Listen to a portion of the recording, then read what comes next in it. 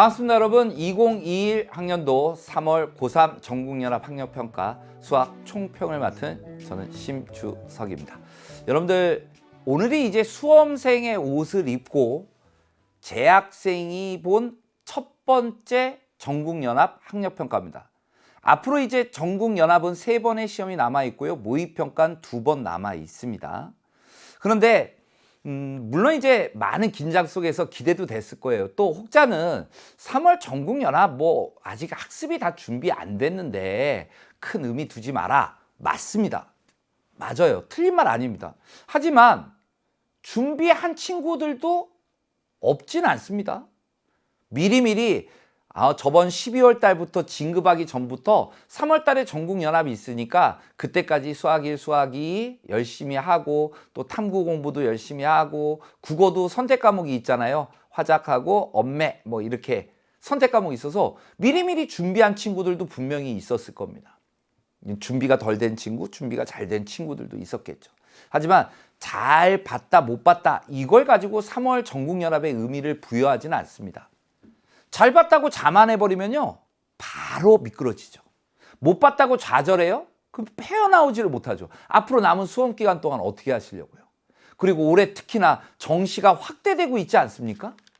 정말 많이 정시가 늘었어요.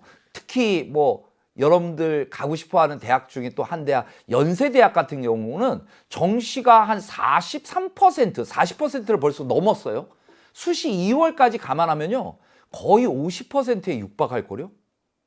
그 정도로 정시가 지금 확대되어 있는 상황에서 나는 수시만 바라볼 거야. 이런 전략으로 간다는 자체가 50%를 어떻게 보면 40%를 버리고 시작하는 거잖아요. 여러분들이 입시의 문을 좁게 만들어 버리고 있잖아요. 그래서 이 수시는 수시대로 여러분들이 적극적으로 활용하시고 정시도 적극적으로 활용해 나가셔야 되는 거 아닌가. 그런 입장에서 이 3월 전국연합이 갖는 의미라고 할 수 있는 거는 여러분들이 지금까지 하고 있는 공부가 제대로 된 방향으로 가고 있는가? 우리가 산으로 가면 안 될 거 아니에요? 내 학습법이 제대로 맞나? 그리고 부족한 건 없었나? 그리고 조금 더 나아간다면 6월 모의평가는 평가원 시험이에요. 그때까지 내가 어떠한 공부를 해야 될까? 이런 전략을 구사하고 목표를 잡고 그 목표에 해당되는 구체적인 계획, 예를 들자면 이제 4월 말까지는 무엇을 할 것이고 5월 말까지는 무엇을 할 것이고 4월 말까지 이것을 이루기 위해서 1주차, 2주차, 3주차, 4주차에는 무엇을 할 것이고. 그런데 여러분들 4월 말 가봐. 벌써 내신 시험이라는 게 또 코앞에 있어요. 3학년 내신 시험 수시에서 포기할 수 없는 정말 중요한 시험이죠. 그러면 여러분들이 수능에 몰입해가지고 완전히 수능으로만 공부할 수 있는 입장도 아니실 겁니다. 그러니까 그런 구체적인 계획 하에 실천 계획까지를 철저하게 잡아주셔야지 여러분들 점수가 뭔가 올라가는 게 보여요. 그냥 막연하게 나 수학 다음 시험은 잘 볼 거야.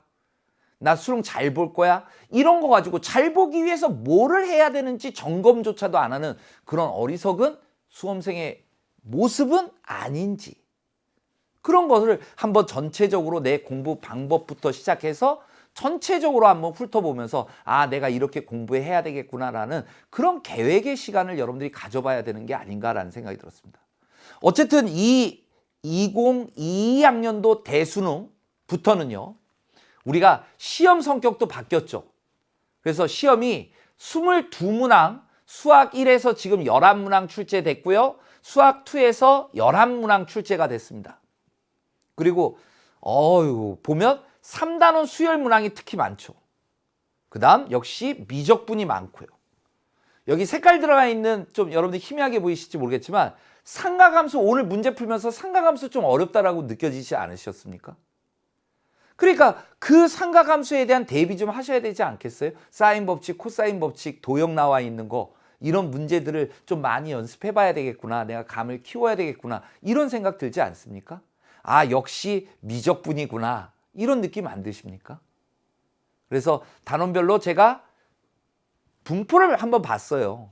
근데 역시나 수열 파트, 미적분 파트, 우리 모의평가도 아마 이 정도 비율이 점수가 배점이 되지 않을까. 근데 점수 차이는 있더라고요. 똑같이 11문항인데 여기는 36점, 38점. 그래서 74점이 공통문항 22문항의 점수고 그 다음에 선택 과목이 26점을 차지하고 있습니다. 선택 과목은 이제 많이 다르죠. 확률과 통계, 미적분, 기하. 선택 과목은요. 사실 저는 되게 궁금했어요.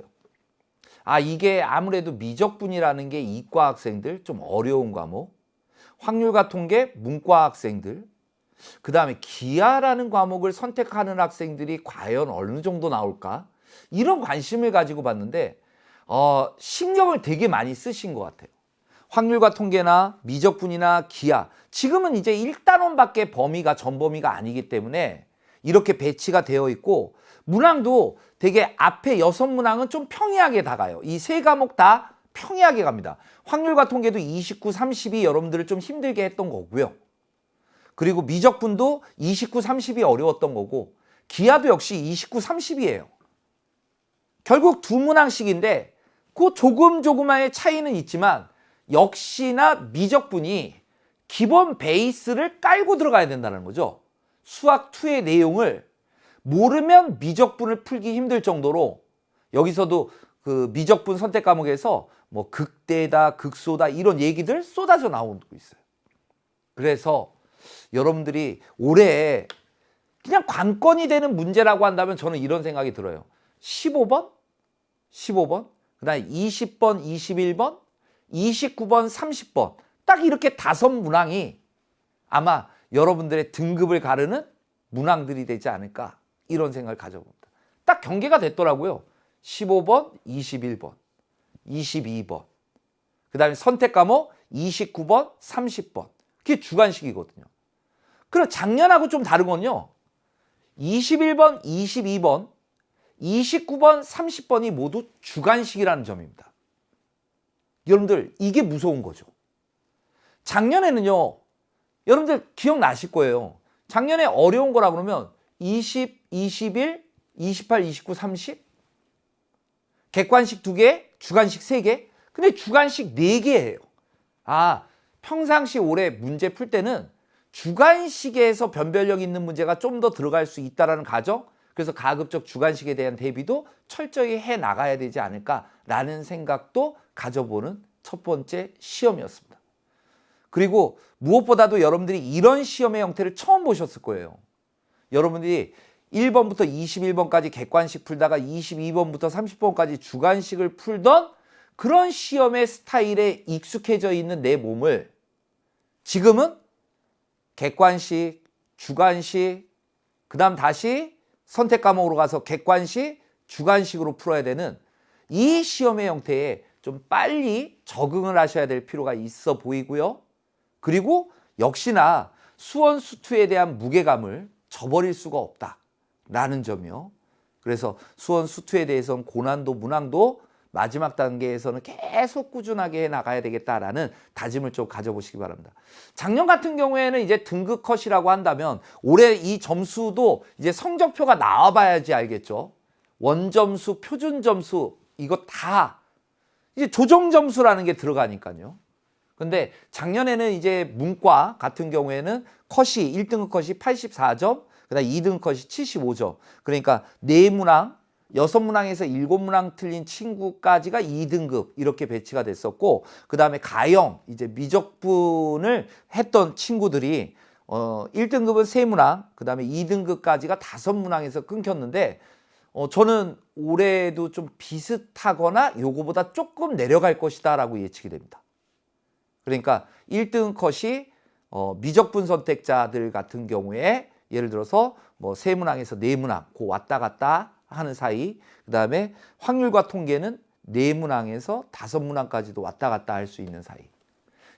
지금은 아직 시작이니까 아직 채점도 안 이루어진 시간이거든요. 이 녹화 시간이. 그래서 여러분들 좀 더 점수에 왜 이렇게 점수가 낮아? 이런 생각보다는 앞으로의 계획을 내가 어떻게 잡아 나가야 될까? 수학 이걸 버린다라고 생각하지 말고 이걸 정말 강화시켜서 나의 무기로 삼아 볼까? 이런 전략적인 다짐과 그런 계획을 통해서 여러분들이 내일부터라도 바로 실천에 옮길 수 있는 우리 친구들이 되어주는 건 어떨까? 라는 생각이 들었습니다. 자, 구체적인 과목은 뭐 수학 1은 박자영 선생님이고요.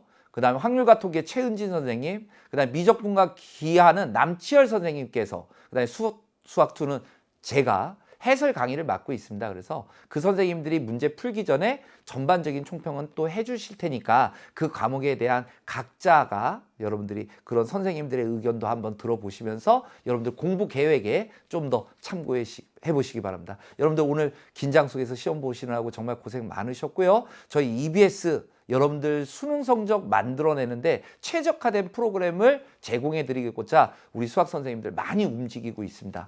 그러니까 뭐 인강 같은 거 다른 인강도 이용하시겠지만 저희 EBS도 있다라는 거 잊지 마시고 EBS를 통해서 여러분들의 목표 꼭 이루어질 수 있도록 저희 선생님들 많은 노력 기울여 나가도록 할 테니까 여러분들도 EBS 많이 활용해서 여러분들 실력 키워보시기 바랍니다. 총평 그리고 자세한 해설은 각각의 과목 선생님들한테 맡기고 여러분들 저는 해설에서 찾아뵙도록 하겠습니다. 수고하셨습니다.